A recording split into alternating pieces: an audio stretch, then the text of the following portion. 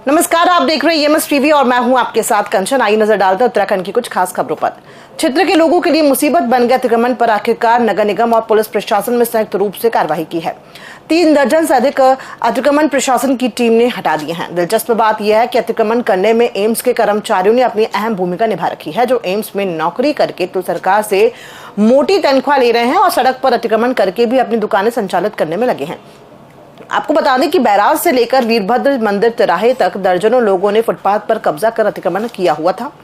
अतिक्रमण की वजह से लोगों का पैदल चलना भी मुश्किल हो रखा था और अतिक्रमण की वजह से ही सड़क हादसे भी हो रहे थे, जिसकी शिकायत लगातार पार्षद लव कंबोज पुलिस, नगर निगम और तहसील प्रशासन से करने में लगे हुए थे। आज नगर निगम और पुलिस प्रशासन ने संयुक्त रूप से अतिक्रमण हटाने के खिलाफ अभियान चलाया। अभियान चलाते ही अतिक्रमण करने वालों में हड़कंप मच गया।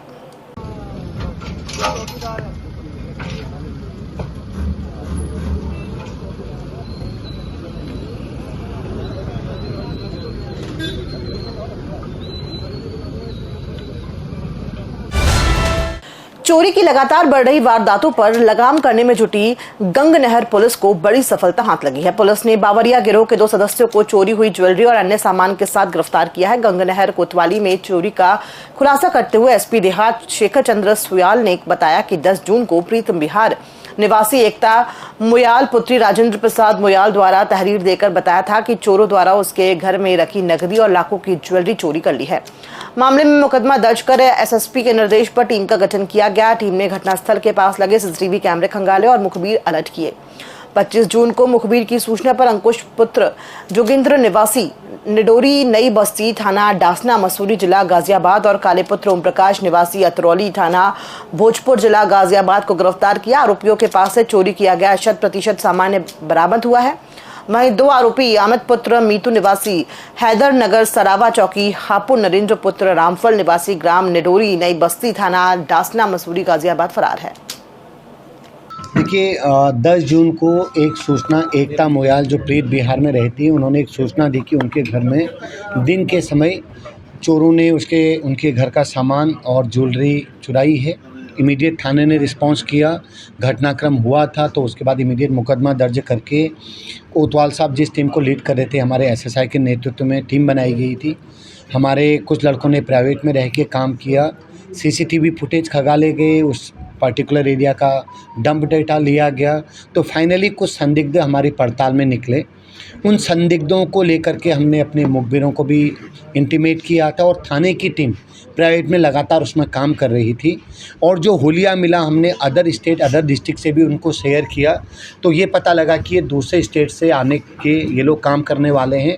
ऐसी कई घटनाएं इन्होंने करी हैं, तो हमारी टीमों ने लगातार दबिश डाली और कल ये चोर फिर एक और घटना की फिराक में रुड़की शहर में घूम रहे थे, तो रात को हमारी गंगनहर टीम ने इनको पकड़ा।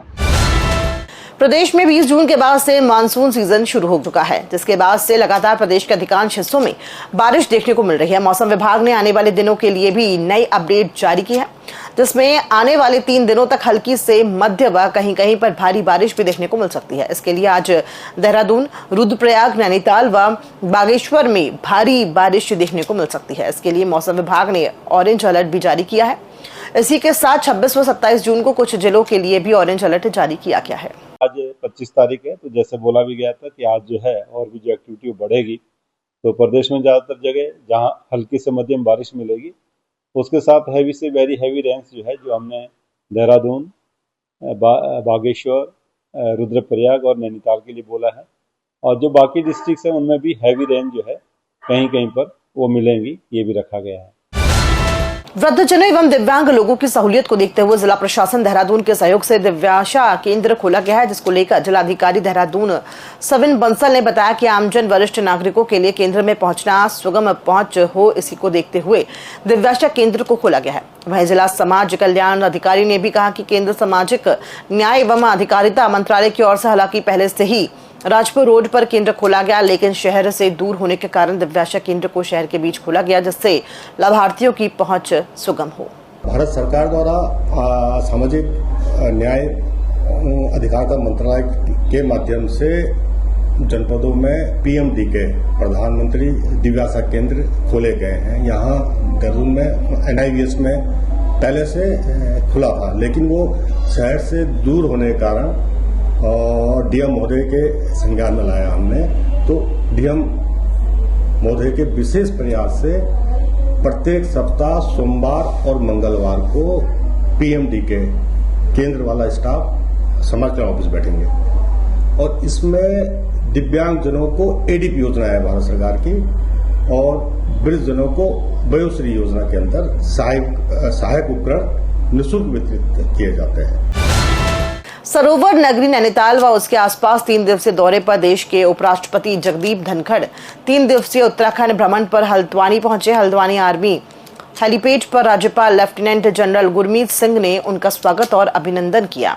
इसके अलावा बतौर मुख्यमंत्री उत्तराखंड के प्रतिनिधि कैबिनेट मंत्री रेखा आर्या, सांसद अजय भट्ट, मेयर हल्द्वानी गजराज बिष्ट, उपाध्यक्ष वन और पर्यावरण सलाहकार समिति उत्तराखंड दीपक मेहरा व मुख्य सचिव के प्रतिनिधि आयुक्त कुमाऊं दीपक रावत, आईजी रिद्धिम अग्रवाल, जिलाधिकारी वंदना, वरिष्ठ पुलिस अधीक्षक Prahlad Narayan Meena, colonel Jatin Dhillon, station commander Haldwani ने हल्द्वानी हेलीपैड पर उपराष्ट्रपति का स्वागत किया।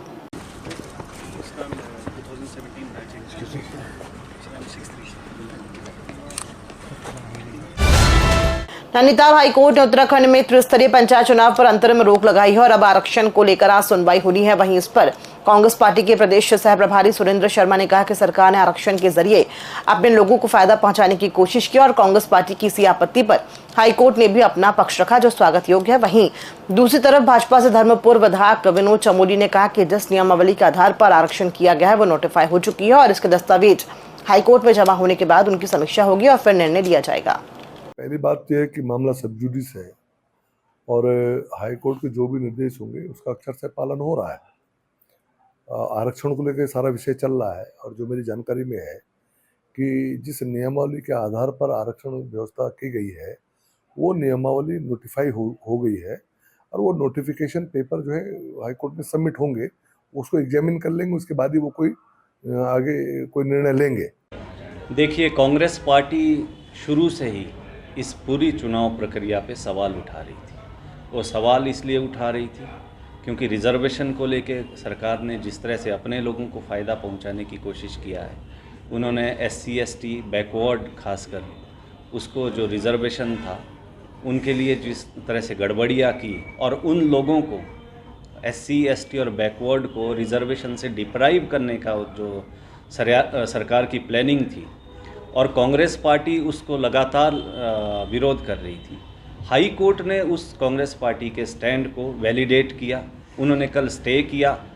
आज फिर सरकार एक नई योजना के साथ हाई कोर्ट पहुंची, लेकिन हाई कोर्ट का फैसला फिर स्वागत योग्य। उन्होंने कहा कि हम स्टे नहीं तोड़ेंगे और आपको जल्दी क्या है इस मामले में। तो मुझे पूरा विश्वास है कि सरकार का जो ये मंशा है, जो बैकवर्ड के खिलाफ है, SCs के खिलाफ है, STs के खिलाफ है, महिलाओं के खिलाफ है, जो ये मंशा है, हाई कोर्ट भी इसको पूरा नहीं होने देगी और हाई कोर्ट कल का जो निर्णय आएगा वो जनता के पक्ष में आएगा। खबरों में फिलहाल इतना ही, दीजिए इजाजत, नमस्कार।